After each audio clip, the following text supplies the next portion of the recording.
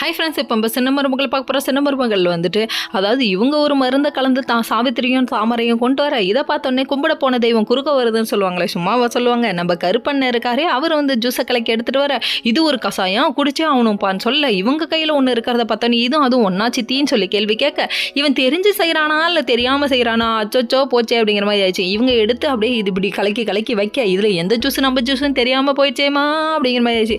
அதுக்கப்புறம் இவங்க குடிக்க மாட்டேன்னு சொல்ல, பாட்டி வர குடிக்கிறீங்களா இல்லையாடும் ஒரு மிரட்ட. அதுக்கப்புறம் இதையே வாங்கி இவங்களுக்கு குடிக்க, அப்பாடா நம்ம அந்த ஜூஸை குடிக்கல போல அப்படின்னு நினைச்சாங்க.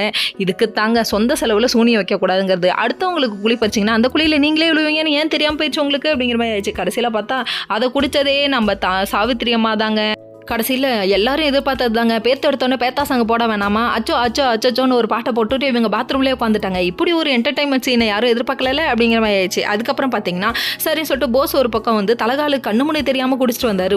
குடிச்சிட்டு வந்து ஒரு கம்முன்னு போய் படுக்கிறத விட்டுட்டு நம்ம தமிழ்கிட்ட உரண்டையிலுக்கு அவங்க வந்து பத்திரகாளியாக மாறிட்டாங்க.